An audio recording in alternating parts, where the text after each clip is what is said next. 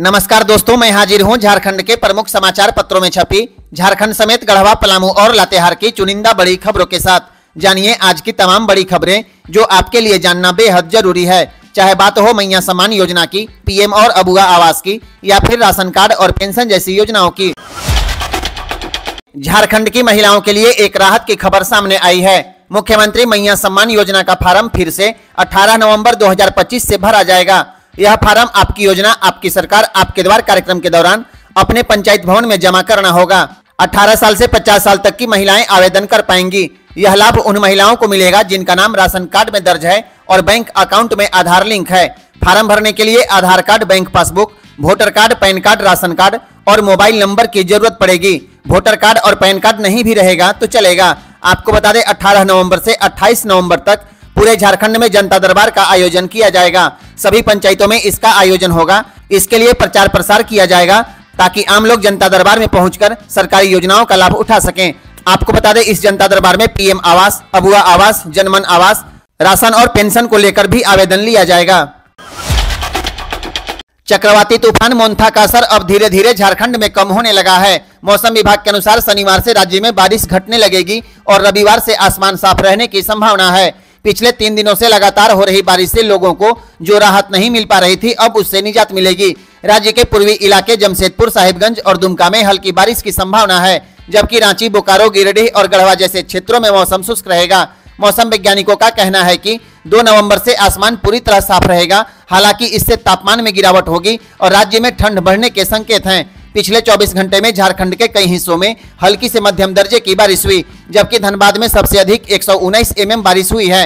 रांची में अधिकतम तापमान 26.1 डिग्री सेल्सियस और न्यूनतम तापमान 21.5 डिग्री सेल्सियस रिकॉर्ड किया गया। मौसम विभाग ने कहा है आसमान साफ होते ही रात का तापमान गिरने लगेगा, जिससे लोगों को ठंड का एहसास और ज्यादा होगा।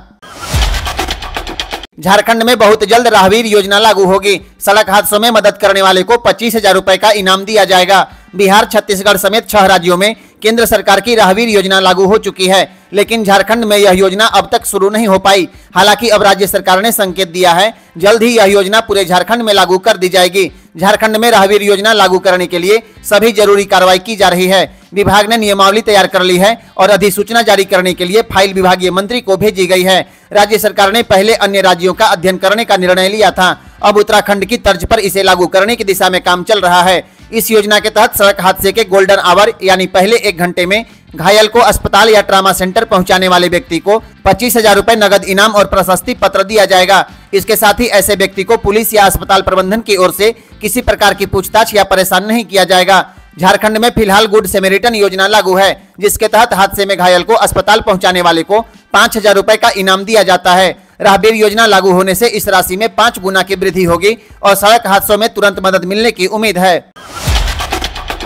गढ़वा डीसी ने एक बार फिर बड़ी कार्रवाई की है। मनरेगा में संविदा पर काम करने वाले 2 प्रखंड कार्यक्रम पदाधिकारी यानी बीपीओ को उपायुक्त ने तत्काल प्रभाव से कार्यमुक्त कर दिया। यह कार्रवाई 1 से अधिक जिले में आवेदन देने के मामले में की गई है। आपको बता दें सदर प्रखंड की बीपीओ सरिता कुमारी और बड़गल प्रखंड के बीपीओ शुभम कुमार ने मनरेगा के तहत प्रखंड कार्यक्रम पदाधिकारी के पद पर नियुक्ति के लिए 1 जिले से अधिक जिले में आवेदन दिया था। इसकी पुष्टि पलामू के उप विकास आयुक्त ने की। जांच के बाद डीसी गढ़वा ने दोनों अधिकारियों से स्पष्टीकरण मांगा, लेकिन स्पष्टीकरण असंतोषजनक पाए जाने पर दोनों को सेवा से मुक्त करने का आदेश जारी कर दिया गया। गढ़वा प्रशासन ने स्पष्ट किया कि संविदा कर्मियों द्वारा नियुक्ति प्रक्रिया में नियमों का उल्लंघन या गलत जानकारी देने पर सख्त कार्रवाई की जाएगी।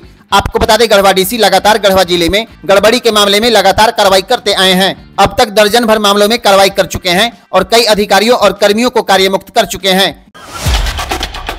झारखंड सरकार अपनी भाषा नीति बनाने जा रही है। मुख्यमंत्री हेमंत सोरेन के निर्देश पर शिक्षा विभाग ने इस पर काम करना शुरू कर दिया। इस नीति का मकसद है राज्य की जनजातीय और क्षेत्रीय भाषाओं जैसे संथाली, मुंडारी, उरांव, नागपुरी, खोरठा, कुरमाली, पंचपरगनिया और अन्य भाषाओं को संरक्षित करना और बढ़ावा देना है। यह नीति कक्षा 1 से 12 तक लागू होगी। इसके तहत 3 भाषाओं का सिस्टम लागू करने की तैयारी है, यानी विद्यार्थी हिंदी और अंग्रेजी के साथ साथ अपनी मातृभाषा भी पढ़ सकेंगे। इसके लिए एक कमेटी बनाई गई है जिसमें एनसीईआरटी, टीआईएसएस मुंबई और राज्य के कई शैक्षणिक संस्थान शामिल हैं। राज्य की योजना है कि 31 मार्च 2026 तक झारखंड में भाषा नीति तैयार कर ली जाए। इससे छात्रों को प्रतियोगी परीक्षाओं में भी फायदा होगा, क्योंकि अब झारखंड टेट, जेपीएससी और जेएसएससी जैसी परीक्षाओं में क्षेत्रीय भाषाएं अहम भूमिका निभाएंगी, यानी आने वाले वक्त में झारखंड की पहचान उसकी भाषाओं से और मजबूत होगी। वीडियो को अंत तक जरूर देखें ताकि कोई जरूरी सूचना छूट न जाए। वीडियो अच्छा लगे तो लाइक, कमेंट और शेयर करें और चैनल को सब्सक्राइब जरूर करें। कमेंट बॉक्स में जरूर बताएं आप किस जिले से इस वीडियो को देख रहे हैं और वीडियो आपको कैसा लगा। झारखंड के लोगों को हाई स्पीड इंटरनेट और वाईफाई की सुविधा राज्य की हेमंत सरकार देने जा रही है, लेकिन यह सुविधा राज्य के अस्पतालों में आपको मिलेगा, जहां से यह सुविधा आम लोग ले पाएंगे। दरअसल राज्य सरकार झारखंड के अस्पताल को डिजिटल बनाने पर काम कर रही है। राज्य में मुख्यमंत्री डिजिटल हेल्थ योजना शुरू की गई है। इसके तहत 5 साल में 299 करोड़ रुपए खर्च करके अस्पतालों में आधुनिक तकनीक लगाई जाएंगी। अब मेडिकल कॉलेज से लेकर हेल्थ सेंटर तक मरीजों को टेलीमेडिसिन की सुविधा मिलेगी। डॉक्टर और स्वास्थ्य कर्मियों की रियल टाइम उपस्थिति की निगरानी हो पाएगी और राज्य के हर अस्पताल में हाई स्पीड इंटरनेट और वाईफाई कनेक्शन मिलेगा। पहले चरण में राज्य के सभी मेडिकल कॉलेज और जिला अस्पताल को इस योजना में शामिल किया गया है। इसके दूसरे चरण में अन्य अस्पतालों को डिजिटल करने की तैयारी है, यानी यह योजना झारखंड की स्वास्थ्य सेवाओं का चेहरा बदल देगी। झारखंड में अक्सर आवास योजनाओं में बड़े पैमाने पर गड़बड़ी और लाभुकों से वसूली का मामला सामने आता है। इसी तरह का मामला पलामू जिले के पाटन प्रखंड से आया है, जहां प्रधानमंत्री आवास योजना में फर्जीवाड़ा पकड़ में आया है। पलामू डीसी समीरा एस और डीडीसी के निर्देश पर जांच टीम ने 8 पंचायतों में कुल 48 आवासों की पड़ताल की और इनमें से 15 लाभुक अयोग्य पाए गए। अब इन अयोग्य लाभुकों पर कार्रवाई की अनुशंसा की गई है। आपको बता दें, जांच में इस प्रखंड में 7 लाभुकों ने अपनी गलती मानते हुए सरकार को राशि स्वेच्छा से वापस कर दी, जो एक अच्छा संकेत माना जा रहा है। लेकिन सवाल उठता है, जब इस प्रखंड में जांच हुई तभी इन लाभुकों ने राशि वापस की है। अगर सभी प्रखंडों में जांच हुई तो संभवतः झारखंड के हर जिलों में इस तरह का मामला सामने आएगा। सरकार का लक्ष्य है हर योग्य लाभुकों को पक्का घर मिले और योजना में किसी तरह की गड़बड़ी बर्दाश्त नहीं की जाएगी। कमेंट बॉक्स में बताइए आपके इलाके में आवास योजना की क्या स्थिति है। अब झारखंड में ब्लड रिप्लेसमेंट सिस्टम पूरी तरह खत्म कर दिया गया, यानी अब अस्पतालों में खून के बदले खून देने की मजबूरी नहीं होगी। चाईबासा में 5 बच्चों को HIV संक्रमित खून चढ़ाने के बाद झारखंड सरकार ने बड़ा फैसला लिया है। आपको बता दें, अब खून केवल स्वेच्छा से रक्तदान के माध्यम से दिया जाएगा। पहले झारखंड ही नहीं बल्कि भारत के ज्यादातर राज्यों में ब्लड रिप्लेसमेंट सिस्टम चलता था, यानी अगर किसी मरीज को खून चाहिए होता था तो उसके परिजन या परिचितों को बदले में खून देना पड़ता था। बदले में ब्लड बैंक स्टॉक में रखा हुआ खून मरीज को दे देता था। इसे ही रिप्लेसमेंट डोनेशन कहा जाता था, लेकिन यह व्यवस्था अब झारखंड में बंद हो चुकी है। आपको बता दें, अब सभी जिलों में ब्लड सेपरेशन मशीन लगाई जाएगी और ब्लड बैंक की निगरानी और पारदर्शिता को बढ़ाया जाएगा। स्वास्थ्य मंत्री डॉक्टर इरफान अंसारी का कहना है, चाईबासा की घटना ने हमें चेतावनी दी है, अब किसी बच्चे को संक्रमित खून नहीं मिलेगा। झारखंड के स्वास्थ्य मंत्री इरफान अंसारी और 2 कांग्रेस विधायकों को बड़ा झटका लगा है। कलकत्ता हाईकोर्ट ने विदेश यात्रा की अनुमति देने से साफ इनकार कर दिया।